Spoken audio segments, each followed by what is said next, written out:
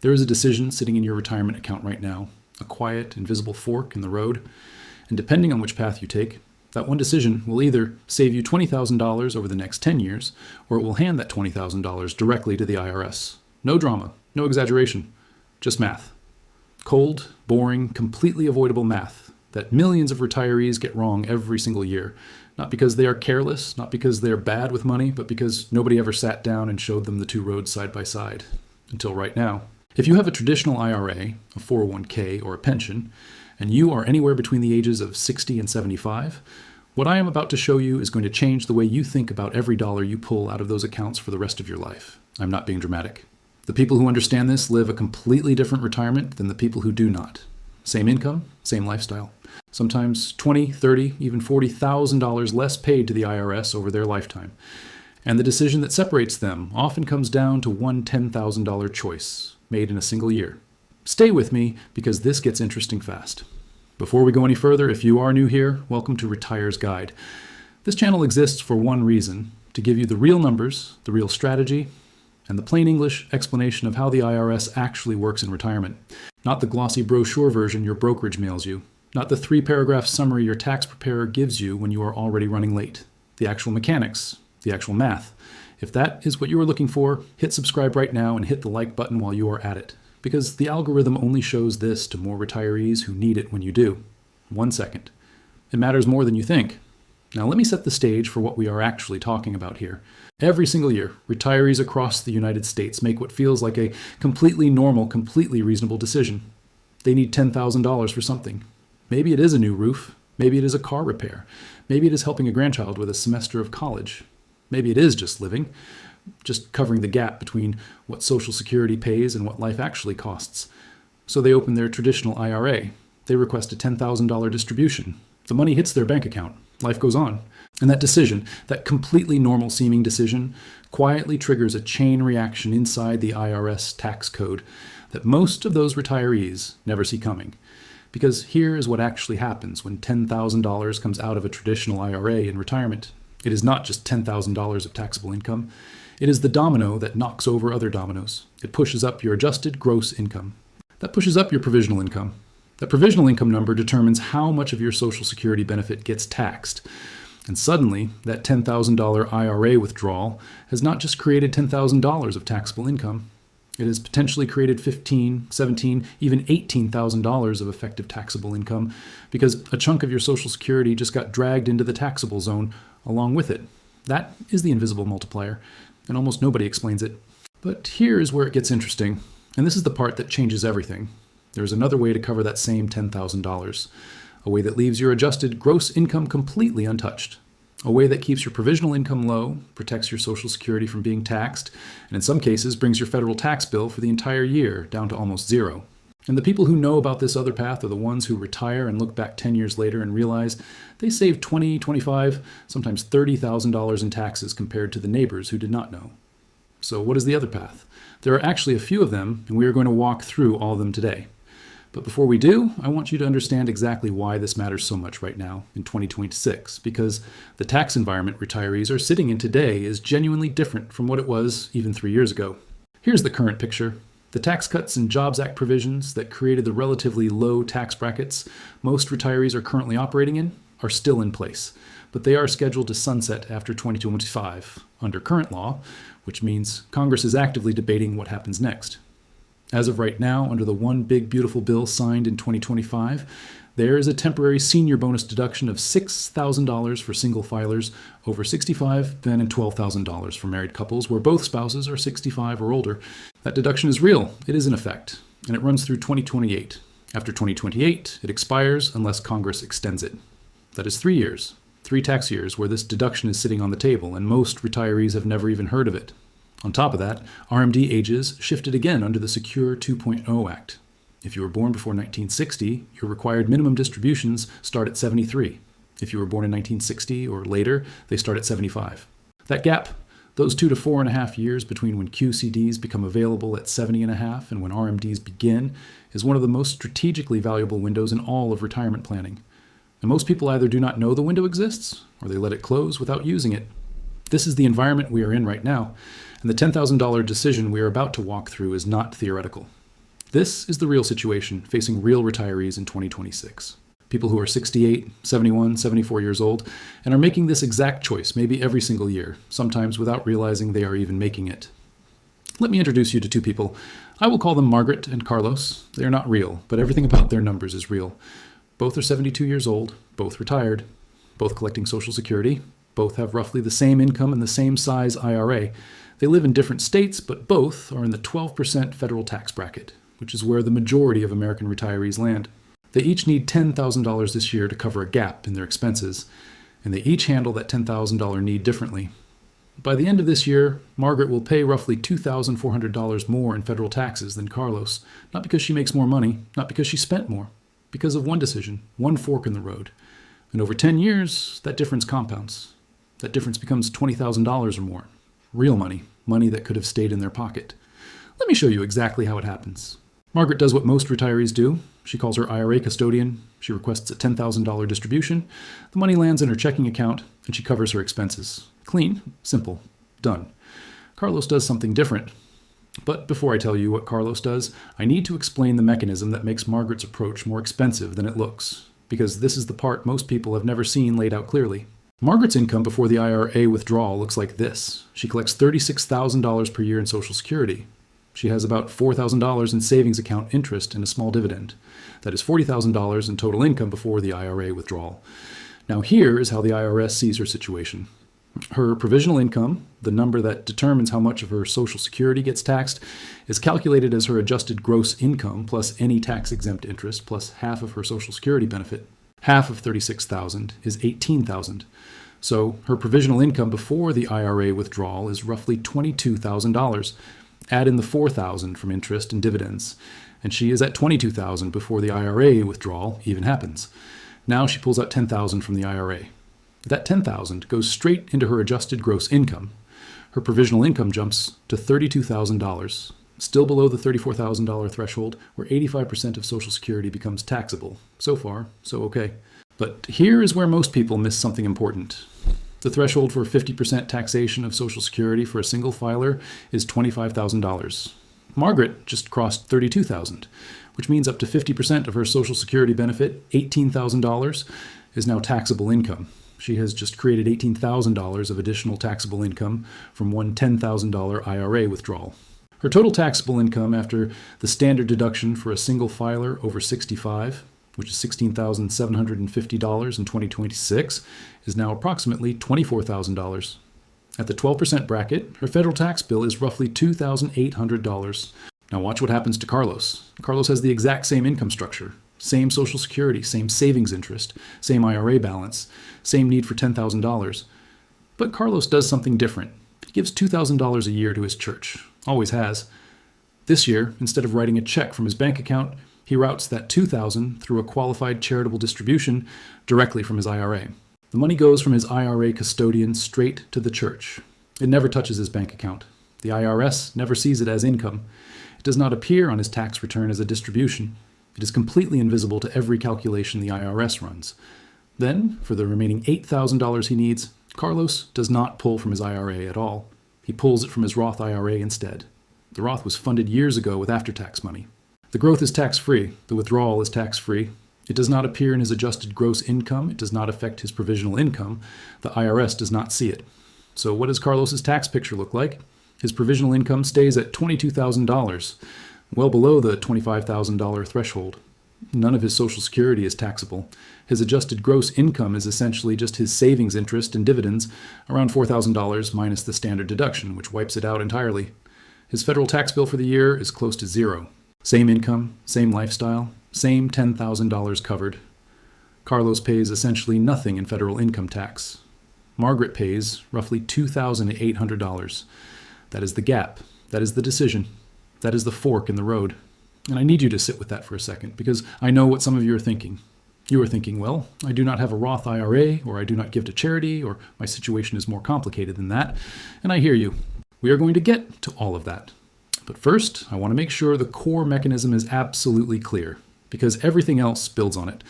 The reason Carlos pays less is not because he has more money, or better luck, or a smarter accountant. It is because he understands one thing that Margaret does not. Every dollar that comes out of a traditional IRA is not just a dollar of taxable income. It is a lever that lifts or lowers your provisional income, which in turn determines how much of your Social Security gets pulled into the taxable zone. If you can find ways to cover your expenses without pulling from the traditional IRA, you protect your Social Security. You keep your provisional income low, and the tax savings are enormous. Now let me go deeper, because most retirees watching this right now fall into one of three situations, and I want to walk through each of them specifically so you can see exactly where you stand. Situation 1. You're between 60 and 70, and you have not started taking Social Security yet. You may or may not have started RMDs. If this is you, pay very close attention to the next few minutes, because the window you are in right now may be the single most valuable tax planning window of your entire retirement. Here is why. Before Social Security starts, your provisional income calculation is much simpler. It is just your adjusted gross income plus any tax-exempt interest. Social Security is not in the picture yet, which means if you are living primarily off savings, a pension, or part-time work, your taxable income may be surprisingly low. That low taxable income creates space. Specifically, it creates space in the 12% tax bracket, or even in the 10% bracket, where you can do something that may feel counterintuitive, but is one of the most powerful moves in retirement planning. You can take money out of your traditional IRA on purpose, even if you do not need it right now, and convert it to a Roth IRA at a very low tax rate. This is called a Roth conversion. And the reason it matters so much is that every dollar you move from the traditional IRA to the Roth IRA now at 10 or 12% is a dollar you will never have to pay taxes on again, ever. It will grow tax-free. It will come out tax-free. It will never appear in your provisional income. It will never push your Social Security into the taxable zone. It will never trigger Medicare surcharges. It is the closest thing to a tax shield that exists in the American retirement system. But here is the timing issue that most people miss. And this is something we talk about a lot here on Retire's Guide. The window for doing Roth conversions at favorable rates is finite. Right now, if you are 65 and your taxable income is low because you have not started Social Security yet, you might have $40,000 or $50,000 of space in the 12% bracket. That is $40,000 or $50,000 you could convert from traditional to Roth, pay 12 cents on the dollar in tax today, and never pay taxes on that money again. Once Social Security starts, that bracket space shrinks, because now half of your Social Security benefit is counted in your provisional income right from the start.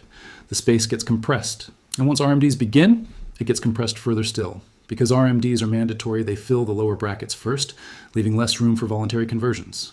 Every year you wait to start converting is potentially another year of paying a higher rate later. I'm going to tell you something right now that is going to upset some people, and I mean that in the best possible way. The time to do Roth conversions is not when you're 76 and your RMDs are already kicking in. The time is right now, in the gap years, in the years between retirement and Social Security. In the years between Social Security and RMDs, that gap is your window, and once it closes, it does not reopen. Now, situation 2, you are between 70 and 73 or 75, depending on your birth year, which means you are either collecting Social Security or about to start, and your RMDs have not begun yet. This is the group that the $10,000 decision hits hardest, because you are in the exact spot where provisional income management becomes the most critical financial calculation in your life. Here is what is happening right now for retirees in this range. Social Security benefits for people who delayed until 70 are running at historically high levels. The maximum Social Security benefit for someone who claimed at 70 in 2026 is approximately $4,873 per month, which is around $58,000 per year. Even if your benefit is half that at $29,000 a year, half of that, $14,500, goes into your provisional income calculation before you have done anything else. You start every year already partway to the taxable threshold, which means every additional dollar of income, every IRA withdrawal, every CD interest payment, every pension check, every consulting payment is stacking on top of that $14,000 starting point. And the thresholds that trigger Social Security taxation, $25,000 for single filers and $32,000 for married couples at the 50% level, $34,000 and $44,000 at the 85% level, those thresholds have not been adjusted for inflation since 1984. They have not moved in over 40 years, which means more and more retirees are crossing them every year simply because of cost of living increases, not because they are actually wealthier. This is not a political statement. It is not commentary on tax policy. It is just the reality of where the thresholds sit and where typical retirement incomes are landing in 2026. And the practical implication is this. If you are in this age range and you're pulling money out of your traditional IRA every year without thinking about the provisional income multiplier, you are almost certainly paying more tax on your Social Security than you need to. Let me give you the numbers on that very specifically because I want this to land. Imagine a married couple, both 72, filing jointly. Combined Social Security of $48,000 a year. They have a CD generating $4,000 in interest. And they pull $20,000 from their IRA every year to supplement their income. Their provisional income calculation looks like this: $20,000 from the IRA plus $4,000 in interest plus $24,000, which is half of their Social Security, equals $48,000. The joint threshold for the 85% zone is $44,000. They are $4,000 above it. 85% of their Social Security is taxable. That is $40,800 of their Social Security benefit being counted as taxable income. Their total adjusted gross income is roughly $64,800. After the standard deduction for a married couple over 65, which is approximately $32,400 in 2026, including the new senior bonus deduction of $12,000, their taxable income is about $32,400. Their federal tax bill is approximately $3,500. Now watch what happens if they reduce the IRA withdrawal from $20,000 to $10,000 and pull the other $10,000 from a Roth IRA instead. Provisional income drops to $38,000. They are now below the $44,000 joint threshold. Only 50% of their Social Security is taxable. That is $24,000 instead of $40,800. Their adjusted gross income drops dramatically. After deductions, their taxable income might be $5,000 to $7,000. Their federal tax bill might be $600 to $800. The $10,000 shift in where the money came from saved them roughly $2,600 to $2,900 in federal taxes in a single year. Over 10 years, that is $26,000 to $29,000. In taxes, they never had to pay. Same income, same lifestyle, same retirement, different source for the $10,000. Now, here is something important I need to flag, because I see retirees make this mistake all the time. Some of you are hearing this and thinking, great, I will just convert everything to a Roth right now and never pull from the traditional IRA again. And I understand why that seems logical, but there is a catch that can turn a smart move into an expensive one. It is called IRMA, the Income-Related Monthly Adjustment Amount. And it is the Medicare surcharge that can ambush you if your income crosses certain thresholds. Here is how it works. Medicare. Part B premiums for 2026 are $185 per month for most people. That is the base. But if your modified adjusted gross income crosses $106,000 as a single filer, or $212,000 as a married couple, those premiums start climbing fast. And they can reach as high as $628 per month per person at the top tier. The trap is that IRMA uses a 2-year look back. So a large Roth conversion you do in 2026 affects your Medicare premiums in 2028. A big IRA withdrawal in 2025 affected your premiums this year. This is not something most people know, and it is the reason that doing a Roth conversion without a plan can cost you more in Medicare premiums than you save in income tax. The sweet spot is converting enough to lower your future RMDs and manage provisional income without crossing an IRMAA threshold.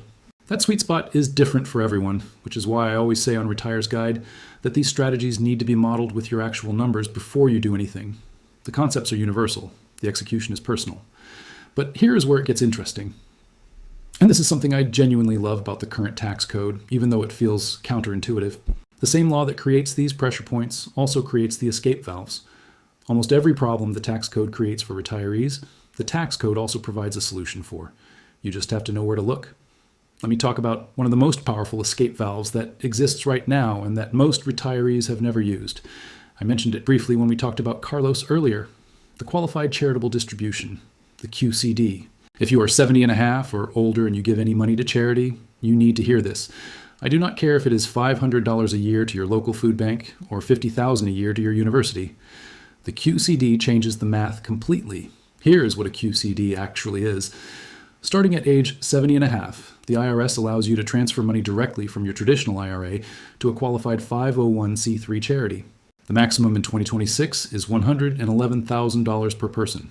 For a married couple where both spouses are over 70 and a half, that is $222,000 combined. The money goes directly from your IRA custodian to the charity. You never touch it. It never appears in your adjusted gross income. It does not exist as income on your tax return. It is completely invisible. And once you reach the age when RMDs begin, here's the kicker.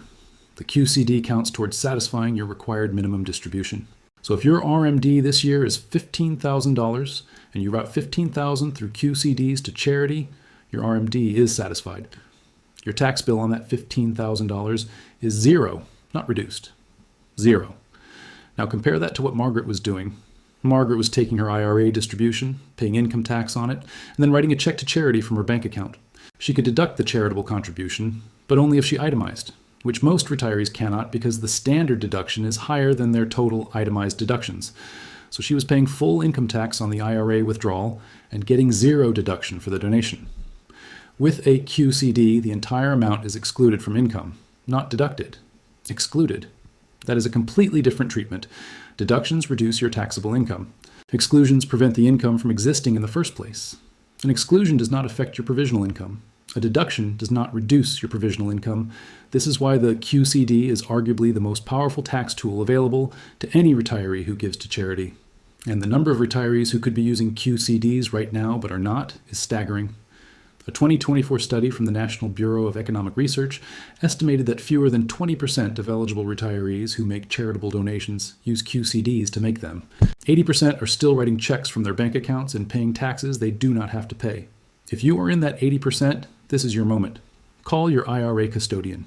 Fidelity, Schwab, Vanguard, T. Rowe Price, all of them have a QCD form. It takes 15 minutes to set up, and it saves real money every year for the rest of your life. Let me walk you through the $10,000 decision one more time. But now let me layer in the QCD alongside the Roth strategy, because when you stack these two tools together, the results are even more dramatic. Here is the scenario. A retired couple, both 72. They need $10,000 to cover their gap this year. $2,000 of that is their annual donation to their church. $8,000 is just living expenses. Old approach, pull all $10,000 from the traditional IRA. $10,000 of taxable income created. Provisional income rises. 50 to 85% of Social Security becomes taxable. Total effective taxable income generated, potentially $16,000 to $18,000. Federal tax cost, 12 to 18% of that. Somewhere between $1,900 and $3,200 in federal tax on a $10,000 withdrawal. New approach, route the $2,000 in charitable giving through a QCD directly from the IRA to the church. Pull the remaining $8,000 from the Roth IRA. QCD creates zero taxable income. Roth withdrawal creates zero taxable income. Provisional income is unchanged. Social Security is untouched. Federal tax bill for the year, for this portion of income, essentially zero. The savings on that one decision, that one $10,000 decision, can easily reach $2,000 to $3,000 per year. Over 10 years, that is $20,000 to $30,000. The title of this video was not an accident. Now I want to pause for a moment and talk about something that does not get discussed enough. The emotional side of this. Because I have talked to a lot of retirees over the years, and one of the most common things I hear is, I feel guilty keeping money from the IRS. Or, I just want to pay my fair share and not worry about it. And I want to address that directly, because I think it reflects a misunderstanding about what we are talking about here. We're not talking about hiding money. We're not talking about tax evasion. We are not talking about offshore accounts or shell companies or anything that exists in a gray area. Every single strategy we have discussed today is 100% legal, 100% within the IRS code, and in many cases, actively encouraged by Congress through the specific provisions they wrote into law. The QCD exists because Congress decided that charitable giving through IRAs should be tax-free. The Roth IRA exists because Congress decided after-tax savings should grow and come out tax-free. The senior bonus deduction exists because Congress decided retirees over 65 deserve extra relief. Using these provisions is not gaming the system. It is using the system exactly as it was designed to be used. The retiree who does not use them is not more virtuous. They are just less informed. And the IRS does not reward ignorance. It just takes the money. That being said, I always want to be direct about what I do not know about your specific situation, because every retirement is different. Tax brackets vary. State taxes vary enormously. Some of you live in Florida or Texas or Nevada where there is no state income tax. Some of you live in California or New York where state taxes can add 8 to 13% on top of federal. Some of you live in one of the 8 states that still taxes Social Security benefits: Colorado, Connecticut, Minnesota, Montana, New Mexico, Rhode Island, Utah, and Vermont. In those states, keeping your provisional income low does not just save federal taxes. It also reduces or eliminates your state tax on Social Security.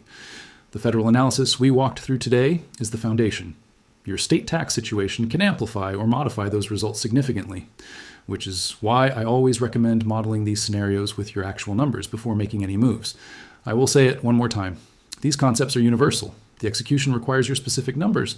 Now, let me bring in situation 3 because I want to make sure I cover this group too. You are already past 73 or 75. RMDs have already started. You're already taking required minimum distributions every year.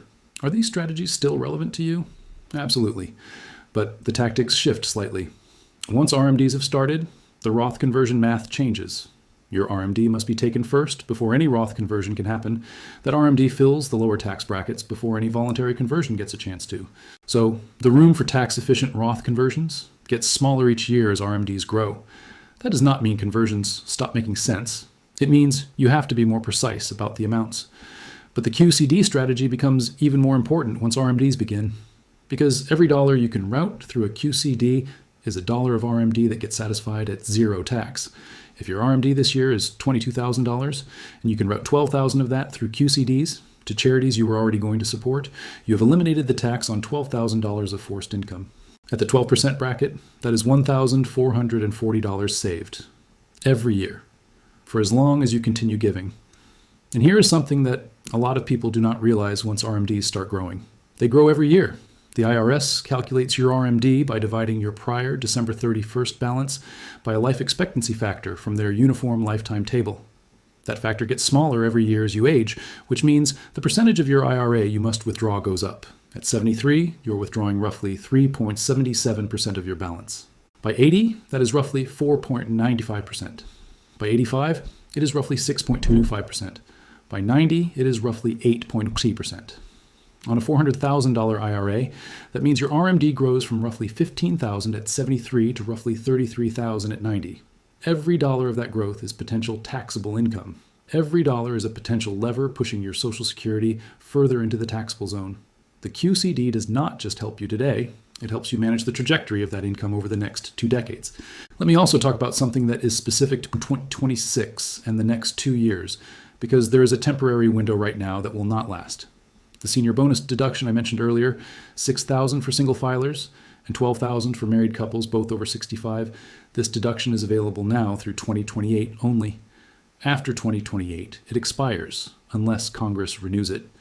This matters for the $10,000 decision because the senior bonus deduction effectively lowers your taxable income even if you cannot control where your income comes from. If you are a married couple over 65 filing jointly, you're getting a standard deduction of around $20,350 in 2026, plus the $12,000 senior bonus deduction. That is roughly $32,350 of deductions coming right off the top of your income before the first dollar of tax is calculated. For a couple with $48,000 in Social Security and $20,000 in IRA withdrawals, after applying provisional income calculations and these deductions, their federal taxable income might be surprisingly low. And if they layer in QCDs and Roth withdrawals on top of the deduction, they might eliminate their federal tax bill entirely for the year. 3 years, 2026, 2027, 2028. That is the window for the senior bonus deduction. If you are over 65 right now, you have 3 years to use $12,000 per year in deductions at the married filing jointly level. That is $36,000 total. At the 12% rate, that saves you $4,320 over 3 years compared to if the deduction did not exist.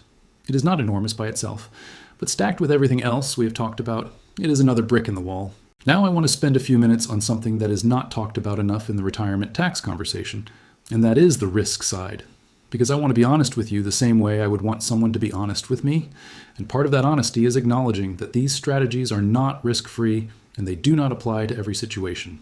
The first risk is the conversion risk in Roth IRAs. If you do a large Roth conversion in 2026 and your income spikes across an RMA threshold, your Medicare premiums in 2028 will be significantly higher, potentially by thousands of dollars per year. That premium increase can partially or fully offset the tax savings from the conversion, depending on how big the conversion was and how long the higher premiums last. The RMA surcharges reset every 2 years based on updated income, but they still hit you in that window. Modeling the 2-year look-back is essential before doing any significant conversion. The second risk is the sequence risk in Roth withdrawals. Roth IRAs do not have RMDs for the original account owner, but they do have rules around qualified distributions. Generally, a Roth IRA must have been open for at least 5 years, and you must be at least 59 and a half for distributions to be completely tax-free. Most retirees watching this are well past 59.5, but if you converted money to a Roth recently, there are 5-year rules around earnings on converted amounts that can create taxable events if you withdraw too quickly.